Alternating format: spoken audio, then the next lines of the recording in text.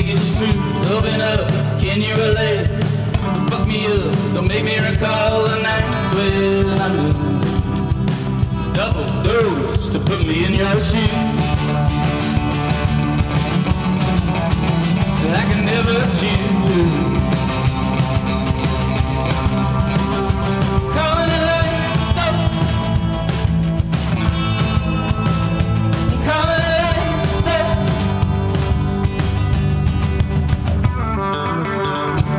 Easy to cry.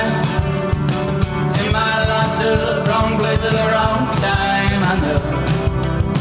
I'm a blow. I'm a catch it. Hand in hand.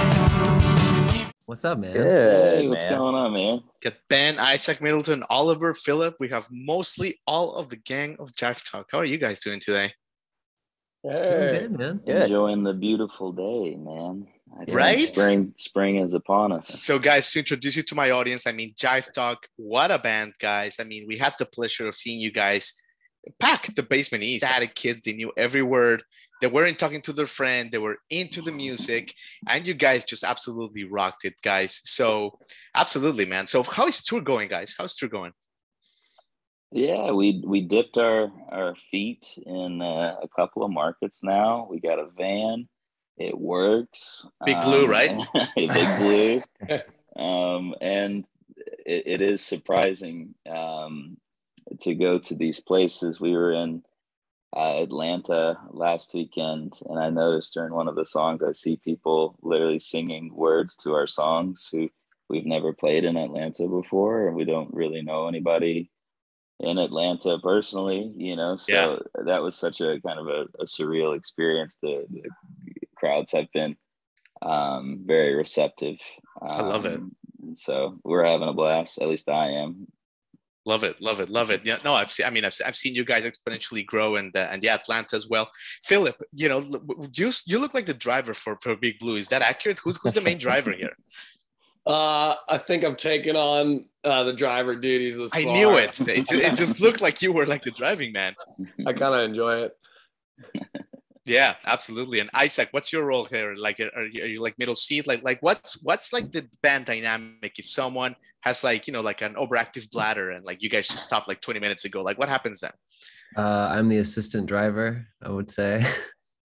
My role, I help with the arrangements of some of the songs, and then just try to be the glue musically live. See like whatever's missing, I try to like fill that in. I usually have the most pee breaks as well, so that's definitely part of it. Comes with it, yeah. Right on. Ben and Oliver was just saying about your audiences and how like you guys are seeing new markets, new people kind of like know the words. And we've noticed that. I mean, you guys are playing South by Southwest a couple of weeks from when we're recording this.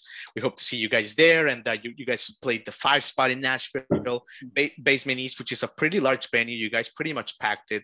You know, what's the feeling like when you're seeing like the audience just like kind of grow week by week and you're tangibly like experiencing this? Yeah, it is surreal. You know, this started as a bedroom project with just me, Ben, and Isaac, with nothing, to see it progress from that, which was just, really 2018, I think, is when we put out our first thing as me, Ben, and Isaac's project. To go from that, we literally just hit our I think, Phil, correct me if I'm wrong, our 1 year anniversary playing at the 5 spot, our first show with Phil. So to see that trajectory from where we were literally a year ago doing a live stream at the 5 spot to, having a van and going out into all these different markets. And it's crazy. It brings on a lot of other things to juggle that I didn't expect. And it keeps me busy for sure. Sure. Isaac, let me ask you this. The thing about you guys, and you guys are amazing musically, but there's so much talent in Nashville.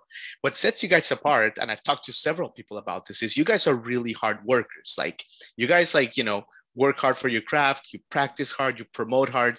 There really is no other way, right, Isaac? Like this is like the only way to like really make it right now, right? Yeah. The thing about us, I think, is none of us are insane shredders. Like none of us are like wicked soloists or wicked like we'll hold down with instrumentally, but we're not like our musicianship isn't like the main focus, I guess, which kind of frees us up to explore other avenues that aren't exactly unique to Nashville as far as musical expression.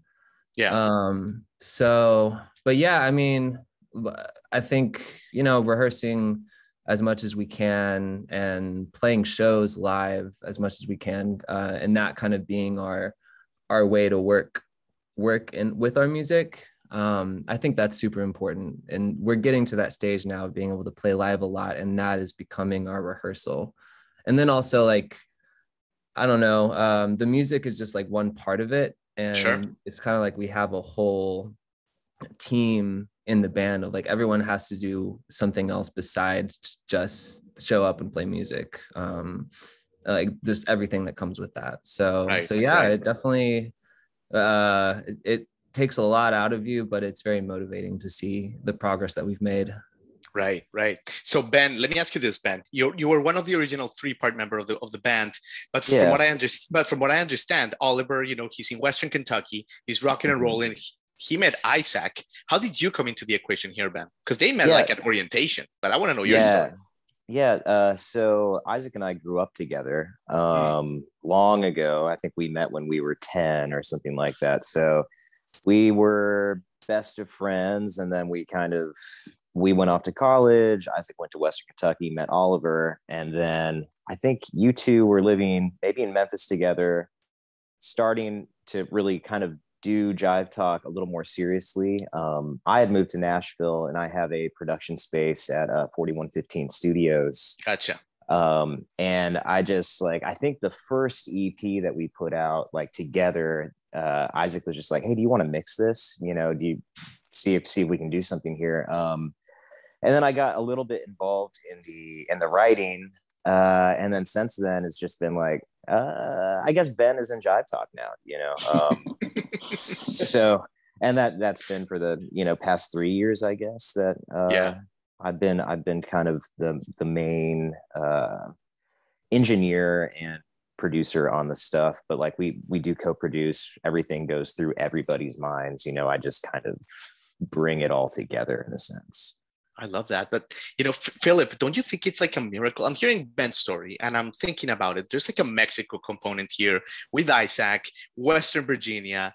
You know, we've talked about like our South American roots. Like when I was like, you know, investigating with my producer, you guys, a couple of days ago, was like, what are the odds? It's got to be a 1 in a billion odds that a perfect mix like Jive Talk happens. Like, don't you guys think about like Oliver, this is like a once in like a billion chance, right? Absolutely. No, I think about that all the time, how not only, you know, it's me, Isaac moved from LA to Nashville to be here to work on this. I moved from Memphis to be here with Ben to work on this. For us to meet Phil and Andres, who can't be here, it's not only great to find great musicians, but people who you can stay sane with, people who you don't want to kill, people who show up on time and are ready to work, and who also enjoy the music that you are trying to create, and are funny and people that I would be friends with if we weren't in a band. That it does not happen. And so we are trying to strike while the iron is hot. When Phil was first in the group, I was talking to Ben pretty much every night about he's gonna leave, man. He's gonna leave, and then you have to find a fucking another drummer, and it's gonna be So I'm glad Phil don't leave. And you gotta drive the band, man. Yeah, I know. How else are we gonna drive that band? Yeah, that's how it was with Andres too. Just like, I guess he's gonna be part of this. I hope he's probably gonna leave, and like, I hope that he stays. So we were all like super grateful, knowing that Andres and Phil like were on board and committed, and that I feel like that's when the band like leveled up and became what we are now. Yeah. And Phil, like, how did they approach you? Like, how did you make the connection with the original Jive Talk there? It began at Mickey's, if you're familiar with the bar Mickey's. I'm familiar with Mickey's. Stuff happens at Mickey's. Yeah, East Nashville joint. Doesn't it? Standing by my lonesome, and the friendly group of Jive Talkers invited me over to their table to hang out, which is, I think, like kind of what Oliver said. It's just like they bought you like a Topo Chico or something. They seduced you with like a yeah. No, they took me. We went to a funny late night, I believe, after the bar. Oh yeah. Yeah. Nice. But no, it as far as getting involved, it was kind of organic. Like, yeah, it began. It was like, oh, this guy's funny and nice, and likewise, I thought they were a cool group of people. And then it's like, oh, you play drums? Like, oh, y'all have this band. And then I think they kind of sent Isaac out on the solo mission to assess. Oh, we did. Just count if you were any good. Yeah. Oh my God, that's epic. So Isaac, you wear like a mustache and like a one-eyed patch or something? Yeah, in an overcoat and top hat. Yeah. Ben and I aren't really jammers. Sometimes, Phil and Andres and Isaac get together and they jam. Ben and I aren't very big on jamming. That's not really our thing. So, and right. Andres wasn't a part of the project yet, so we sent Isaac as the rogue scout to assess those the vibe. First jams were fire. They were great. Yeah. I think I love that about you guys, because when you played Basement East, like you guys were cranking hit after hit. It was great.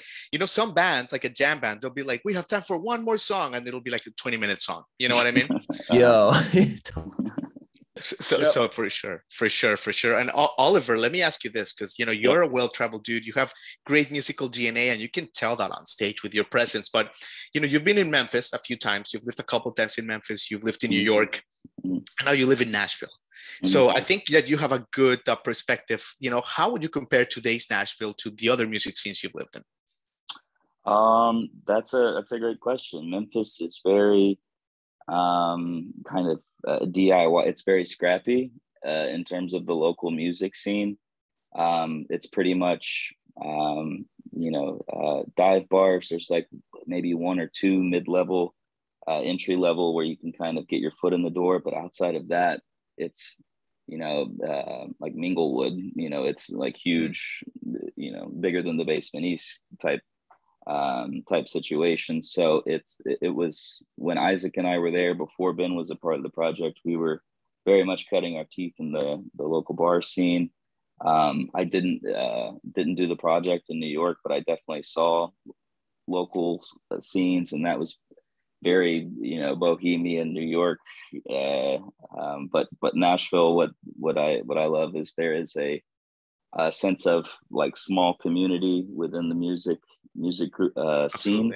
Yeah, I but agree. It's large enough that there is room to kind of scale, as you grow and you experience more opportunities that fit, I feel like, where you're at. And this is the only place that I've felt that so far. Yeah. Do you agree with that, Ben? Like it's like a rising water kind of lifts all tides here in Nashville? Yeah, I think so. I think there's just there are so many avenues in Nashville for music, not just country music, and there are great avenues for country, but you can be an indie band here and gain a following, which we're finding out, which is really, really fun. And I don't know if we could have done that in Memphis at this point in time, Interesting. Or New York. Yeah. Or New York, but we'd have to try, but it's working in Nashville, which is a lot of fun and really encouraging. Yeah. There's definitely like a growing pocket of bands like you guys are very important here. And there's a lot of hunger for great alternative rock and alternative pop and indie pop and all that stuff. So you guys fill an important hole here. And Isaac, let me ask you about like the social media aspect of like Jive Talk, because you guys do a really good job at it. I mean, you guys are really funny and all that, but that is like exhausting, like in a way. And when I talk to up and coming bands, like that's like another full-time job. Isaac, is, are you in charge of social media and the TikToks and the layouts? Like who does this? Like, and does it get overwhelming? Yeah, I am not in charge of the social media. That has kind of fallen to, I would say, Andres. He's got a great eye for it. And then, but I mean, everyone fills in. Oliver creates some cool content. Phil is like the voice behind a lot of it. So, and he's got a great kind of marketing ear for it. Phil went to school for marketing, so he like knows on a a school level, like what the importance of all of that. There you go. Yeah, it's crazy. It's the world we live in now, like it's such a digital world, and it has to be an aspect of it, of what we do. But also at the same time, like there's a hunger for people who have spent years in quarantine with just digital life, of like experiencing real experiences, real shows in the real world. So yeah, no, it's exhausting. We haven't really cracked into the TikTok world yet, but the Instagram world has been really good to us recently. I feel like we're finding ways to like find a fan base there as well as in the live shows. Totally, Isaac. Yeah, well said. And thank you guys for being so good with your time. Let me leave you with this, Oliver and Philip. You know, you have South by Southwest, big gigs coming up, bigger names. The Jive Talk thing, like I said, I was just meeting with the talent buyer in the park. He was there at Basement East. He was invited by Gil. Like Jive Talk is a name. It's becoming like, did you guys see Jive Talk? You guys got to check him out. Like, what's the plan? Like with this momentum, are you guys excited? Like, what do we have going on as far as momentum going forward? I think we're gonna quit here and just end on a high note. Call it a day. Like George Constanza, right? Yeah, there are a lot of things in the work. I think first and foremost, taking this kind of energy that we've got and dipping our feet in the waters of the other markets is where we're at now, kind of in the southeastern region, dipping our toes in there. Obviously getting new music out, which we have fun things in store for that. Probably nothing to share just yet, but soon enough. And not let our foot off of the gas pedal. I think sometimes people can, you know, we are still small fish, you know, in the grand scheme of things. And so not having a chip on our shoulder as we move forward to push us to the next level. Well, Phil, you got anything to add on that? Yeah, no, I think you summarized it well, but, you know, staying humble, staying hungry. Like you said, the growth has been kind of tangible, but it's cool to see. But we know that we can't let up, and it's just really exciting.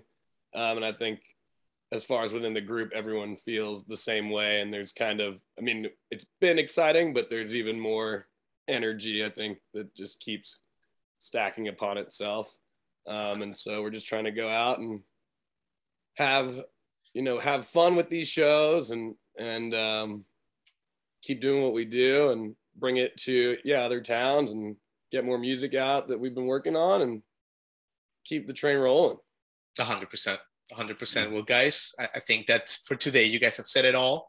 What a great band. I mean, I would encourage people to definitely like check you guys out. And, you know, we're early backers of you guys. You guys have something special going on. We're excited to see you guys in Texas and beyond. And thank you so much for your time. Appreciate it.